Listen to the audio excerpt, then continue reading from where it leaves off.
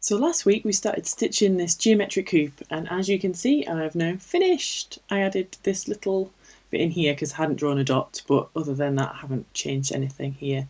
And you can see from the back that the grid pattern has basically continued as I've done those link stitches all the way through, and it's been really nice to sit and work on this during the week, and so I hope you've enjoyed doing yours, whatever size you decided to stitch.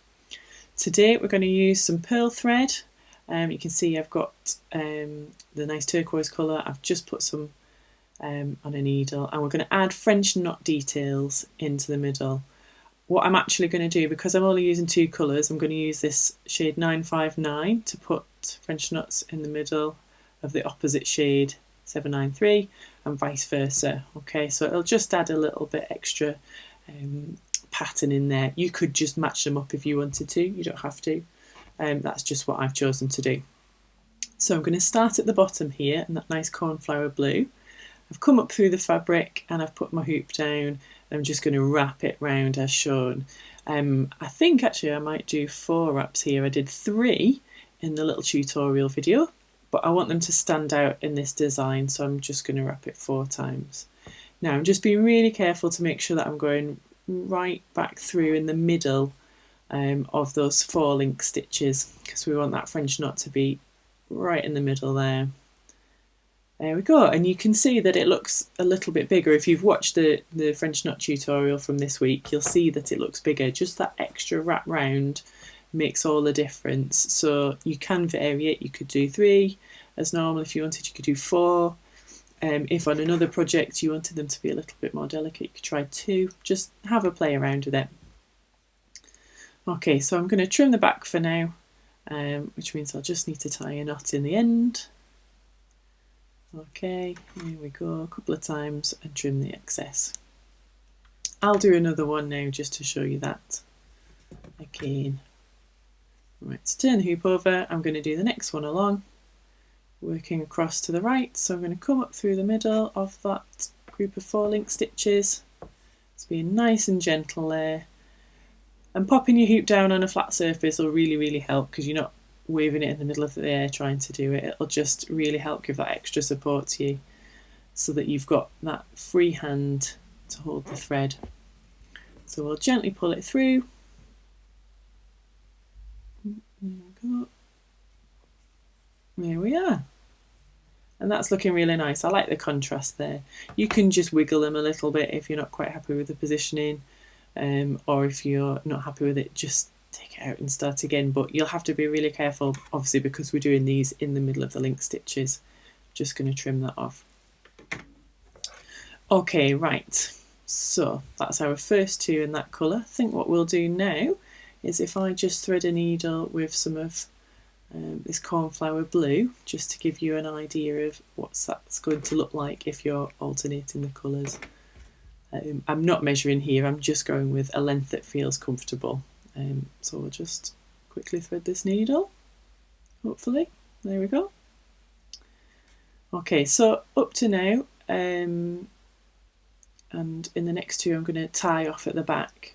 But if you keep watching the video, I'm going to show you a little trick that you can do if you're feeling confident. You don't have to do that, just to save tying off at the back every time. So keep watching for that if you want to learn a little trick for how you can do that. Right, so we're just going to come up through one of those turquoise ones with this nice blue thread, and in the same way, wrapping around.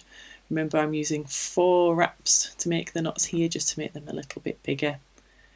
Go down right through the middle and give that a little tug. There we are. Okay, is that one in the middle? Yeah, I think that's pretty good.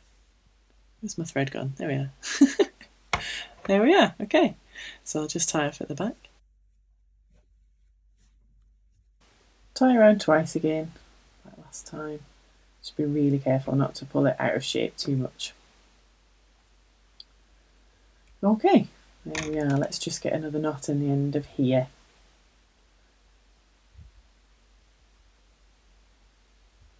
Oops, missed that one. Let's just do another one. Sometimes they don't quite end up where they're meant to be, and that's all right. Just trim that there. Okay, let's turn it over. So we've got one in there, one of our cornflower French knots. I'm just going to move to the left and do one in here so we get a little bit more of an idea of what that's like. There we go. Wrap around again, go through the centre. That's it, carefully pull it through. Oops, I'm not sure if this one's going to be in the centre. If you're not happy with it, you can just, as I've said, you can kind of wiggle it. Is that one going to be okay? Yeah, that'll be fine. We'll leave that there. Okay, so I'll just tie that off at the back now. But as I said earlier, I am going to show you a little method to save you tying off at the back because it is quite hard work. You can see here that I've done all of the cornflower blue ones and I've done some of the turquoise ones. I just need to keep filling those in. So just a little thing to save you a little bit of time if you're feeling confident. What we're going to do is we're going to use the grid pattern at the back and I'm going to stitch this next one along here so you can see where my thread's coming out. What I'm going to do is really carefully using that grid pattern, I'm not going to put my needle through the fabric, I'm going to wrap it through the thread at the back. Okay, so you can see there it hasn't come through at all. Okay, and then I can just do another French knot here in exactly the same way as before. Go back through. It just means that we're not having to tie off every single time. Okay, but I wanted to give you the option, it's entirely up to you. Do what you feel most comfortable with. Obviously with the linen fabric you can see that any thread through the back, particularly with the white, so we want to make sure that we're not doing that. So if you'd rather tie, that's fine.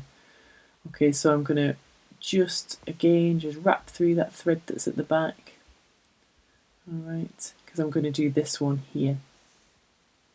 So turn it over, make sure that I'm happy with the position of the needle.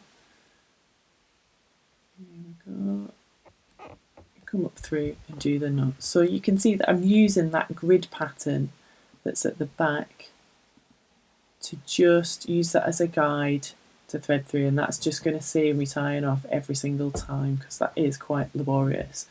But if you're not feeling confident, then tying off is absolutely fine. Please just do whatever feels comfortable for you. You can see there that I'm not crossing the grid in any way, I'm just using the strands that are making that pattern to weave through. So now you can see that I've done all of the French knots. Hooray! And there's the back with our lovely grid. Nothing's crossing over it there. If it doesn't quite look like that, don't worry. It's not a problem. Nobody's going to see the back, so it's fine. Okay, now there are a couple of places here where the Aquatrick marker has just still been visible a bit. I've filled this with water, but you can't tell. This is the brush pen, the water brush pen that I'm going to show you how to use here. Basically, you need to push those bits. Take the lid off, you'll see that lovely brush there. And what you need to do is squeeze that button so that some water comes out.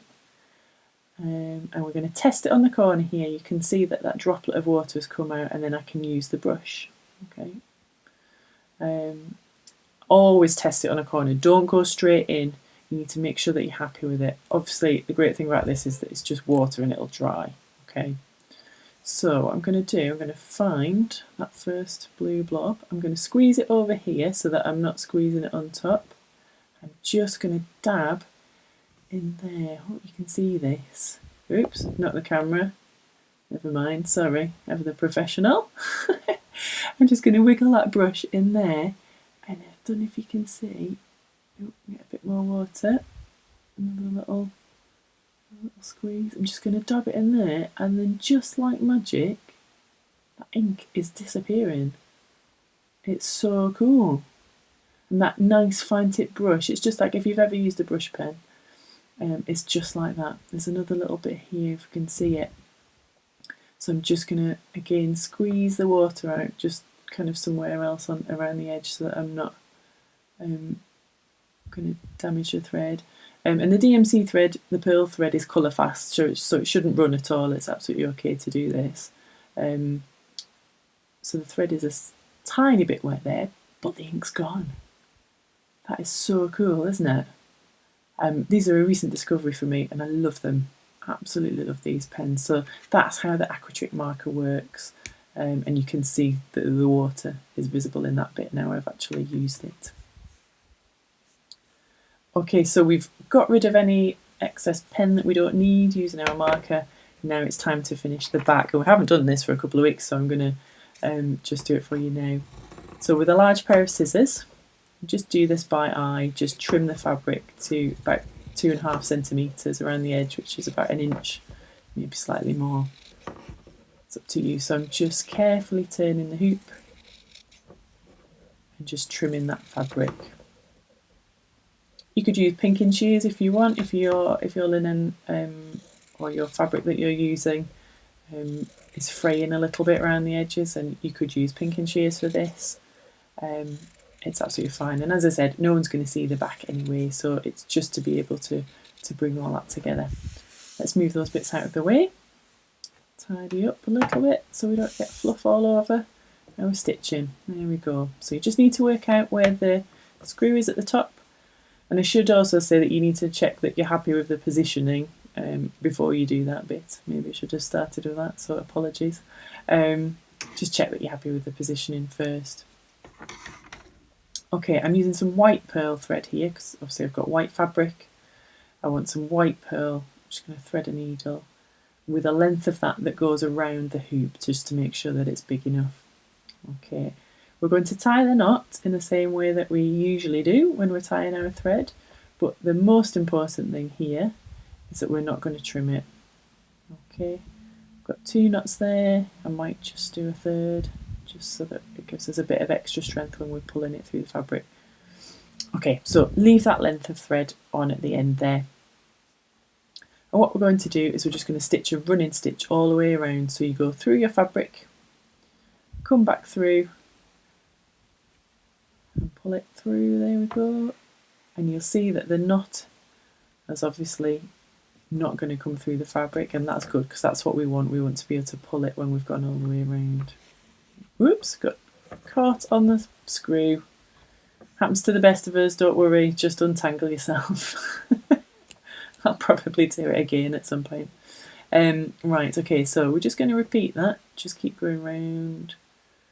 My thread's quite long, so I'm having to move across. But as you can see, as we're moving around, that fabric is kind of bunching up together.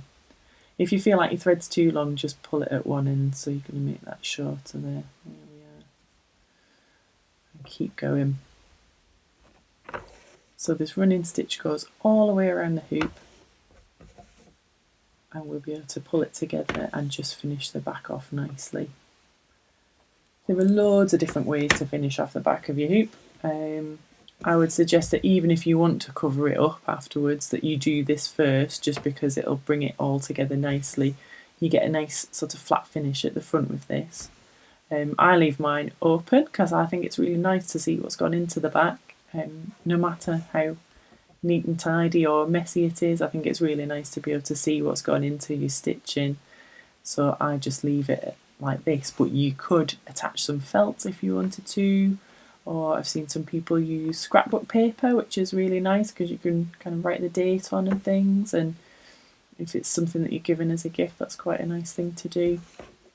But again, it's kind of part of your sort of trademark of your stitching, really, a bit like me painting my hoops. As part of the display, I always leave them open as well, so it's kind of like your signature, I guess, your stitching signature. That's quite hard to say. Anyway, we're nearly at the top again. Here we go. Let's move that out of the way. These last couple of stitches in. Oops, I got tangled again. I have. I told you I'd do it again. Never mind. That's okay. It's just what happens. Right, let's untangle here. So what we're going to do is we're going to just pull that end with the knot, and you can see at the top, see around the hoop, that fabric is coming together nicely. It's just pulling it all in, keeping it nice and secure in your hoop there. So that's it, pull, and then we're going to use another loop. I like to leave my needle on at this point just because I find it quite helpful for tying, but if you'd rather take it off, again, that's up to you. Loads of stuff with hand embroidery is just personal preference, so just find something that works for you and go with it. I'm going to tie one more knot just to make it nice and secure so that it won't pull back through the fabric. There we go, and then we just need to trim those ends nice and neat. Oops, I've not done that one very neatly. Let's go back and do that one again. There we go. And there we are. That's our lovely geometric hoop with French knots and lovely link stitches. Ta-da!